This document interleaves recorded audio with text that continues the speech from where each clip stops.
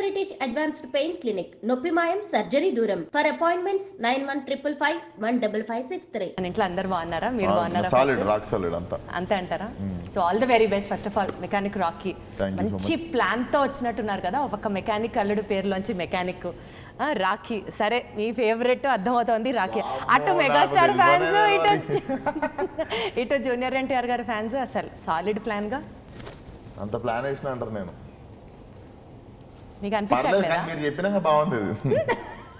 అంటే తిరిగి నాకేసారా, లేకపోతే ప్లాన్ లేదని సైడ్ అవుతుంది? నేను వేయలేదు కానీ బాగుంది ప్లాన్.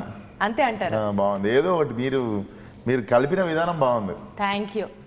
అసలు మీ ట్రైలర్ రిలీజ్ అయిన తర్వాత కింద కామెంట్స్ చూసుకుంటూ వెళ్తే జూనియర్ ఎన్టీఆర్ ఫ్యాన్స్ మొత్తం అసలు మా అన్న సినిమా, అసలు ఈ సినిమాని లేపి ఎక్కడికో తీసుకెళ్ళాలి, ఆ ఒక బాధ్యతని వాళ్ళ భుజాల మీద వేసుకోవడం అంటారు చూడండి, అసలు అట్లా చేస్తున్నారు ఈ సినిమా కోసం promotion. How do you feel? అంటే it's a very good positive feel కదా.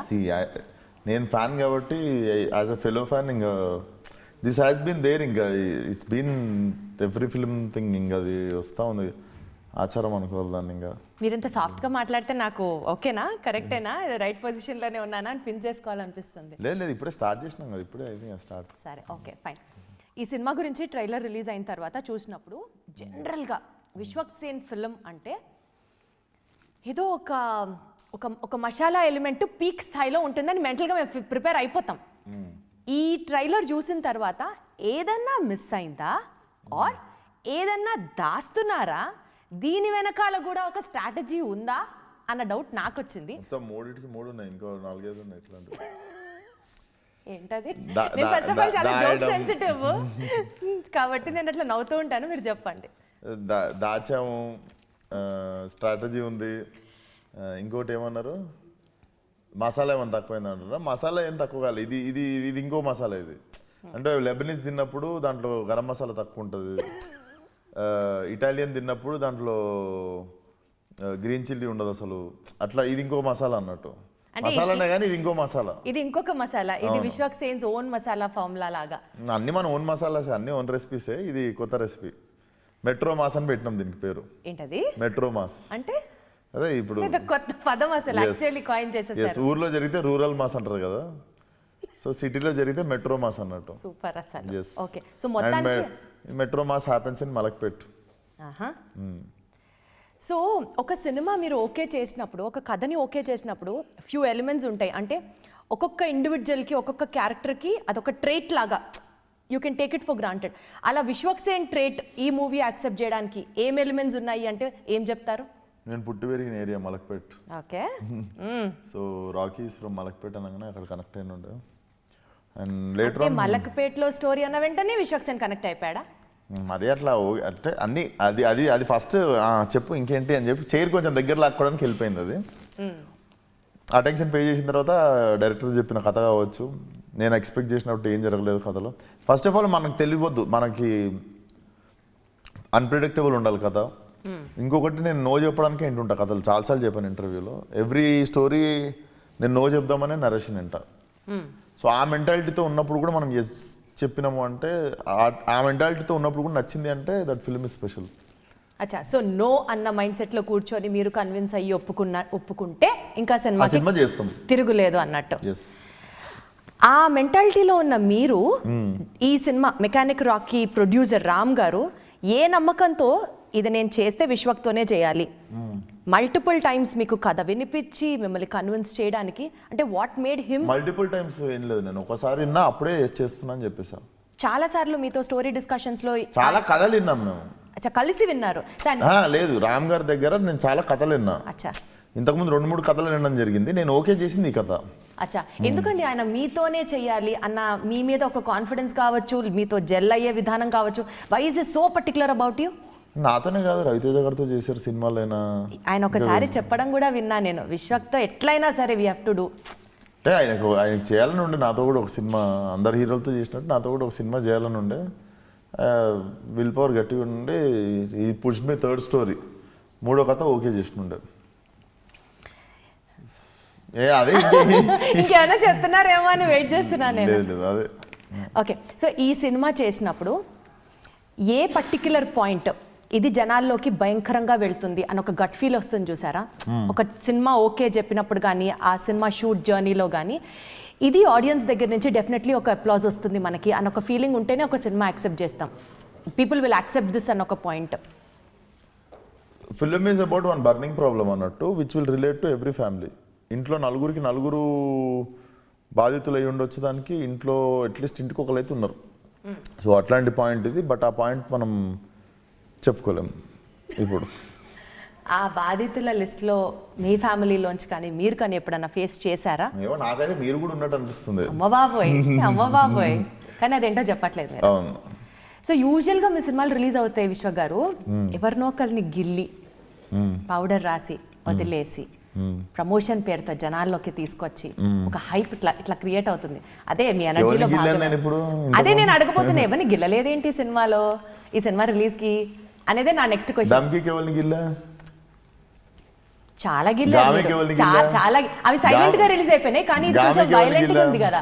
గ్యాంగ్స్ ఆఫ్ గోదావరికి ఎవరిని గిల్లా? అబ్బో అసలు ఏమన్నా ప్రెడిక్షన్, గ్యాంగ్స్ ఆఫ్ గోదావరికి అసలు ఎంత హల్చల్ చేశారు సోషల్ మీడియా అంతా. గ్యాంగ్స్ ఆఫ్ విశ్వక్ నడిచారు రోడ్ల మీద, మీకు తెలీదు ఆ విషయం? ఏ గిల్లాని అంటున్నారు, ఎవరు గిల్లా అని? గిల్లడం ఇన్ ద సెన్స్ ఒక బజ్ క్రియేట్ చేయడంలో మీరు తోపులు. మీరు వినాలనుకుంటున్నారు, అందుకనే మీరు ఇంకా ఇలా నా చేతే చెప్పిస్తున్నారు, నాకు అర్థమైంది. నాకు మీది అదే గుర్తొస్తుంది మీ వాయిస్ ఏంటంటే. ఏది? అవునా నిజమా అంటుంటారు కదా మీరు. సరే చెప్పండి ఇంతకి, అంటే ఏ ఇంటర్వ్యూతోనే తెచ్చుకుందాం అనుకుంటున్నా బస్సు. నాకేసారా? లేదు నిజంగా, ఇది ఫస్ట్ ఇంటర్వ్యూ కదా, కెమెరామెన్ అందరు ఫస్ట్ ఇంటర్వ్యూ కదండి ఇదే ఫస్ట్. ఈ రోజే కూర్చున్నా ప్రమోషన్కి, అసలు బిగినింగే మీరు ఏం తినిచ్చారో మాత్రం అడుగుతాను నేను లాస్ట్లో. సరే సినిమా గురించి మాట్లాడితే, ఈ సినిమాలో మీరు చిన్నప్పటి నుంచి కమెడియన్గా సునీల్ గారిని చూసి ఆయన సినిమాలు ఎంజాయ్ చేసి ఇట్లా వచ్చుంటారు కదా డెఫినెట్లీ.